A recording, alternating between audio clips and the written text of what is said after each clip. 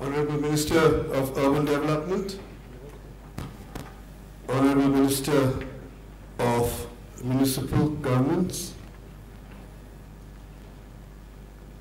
Honorable Chief Secretary,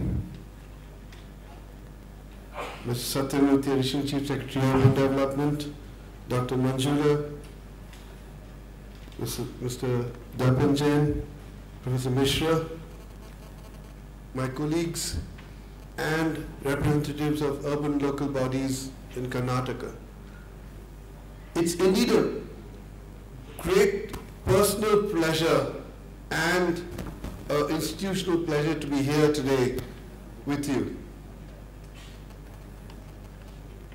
I think the three speakers before me did touch upon some of the issues that I was going to raise, so that makes my talk a lot easier and shorter. I think, if we look at everybody, it's like, Mr. Mukherjee talked about definition of sustainability, definition of smart city. Everybody tries to provide their own definition purely because these thoughts are actually thoughts, and each person interprets their own way of looking at it.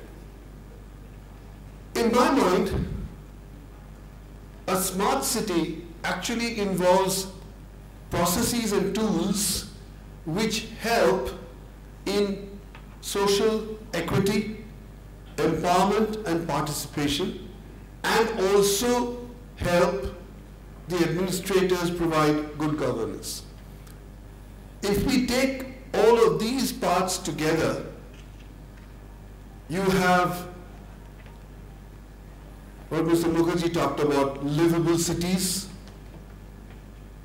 good quality of life, and of course, I always have this issue that if you provide too good a life, instead of 65% of urbanization by 2025, you might have 100% urbanization. So I think along with cities, you also need to look at providing quality of life across the state rather than concentrate on urban areas. It's that way that you can have a sustainable system. Because otherwise, if the disparities between the urban and rural areas widen, you have large-scale migration, and obviously you solve certain issues, you get larger issues. So I think I would like to caution that while we look at smart cities, and we're looking at always cities, I think that the smartness and the quality of life should be spread not only in the cities, but in every part of the state of Karnataka, which we are talking about today.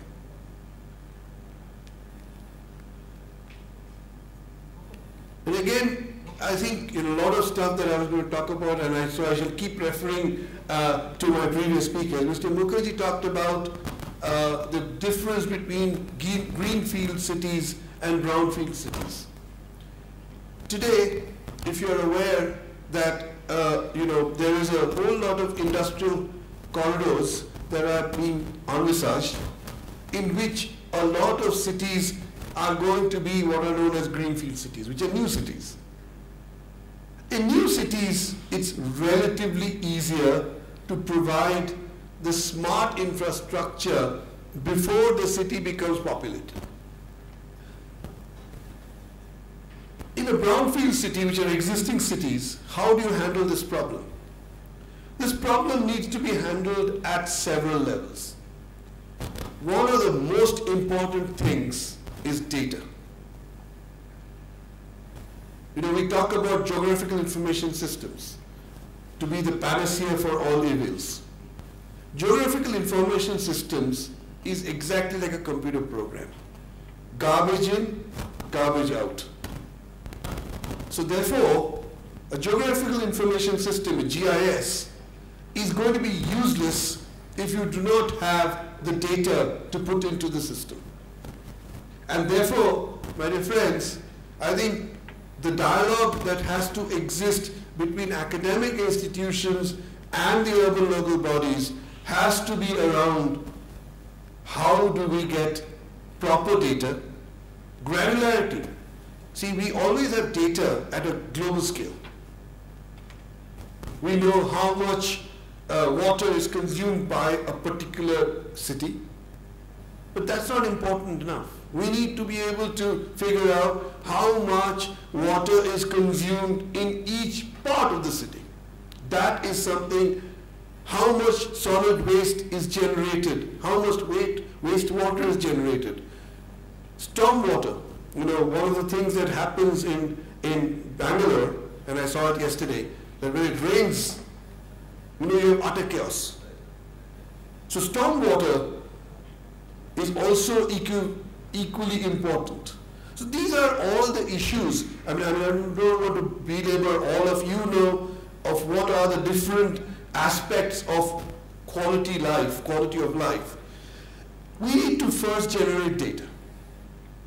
Once we generate data, and this of course has to be done, we are good at defining what data and how to collect data, but I think that's where ultimately the data has to be collected at the local level.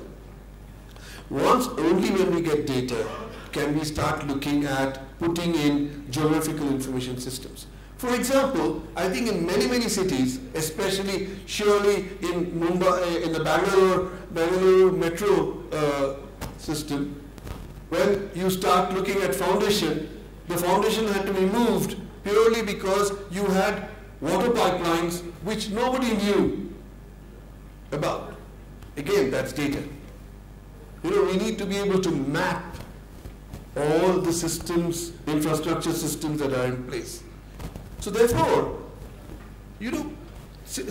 secondly, another issue, before we start talking smart cities, I learned that in India, and I was very surprised to learn that waste management, Chandigarh is probably the best managed,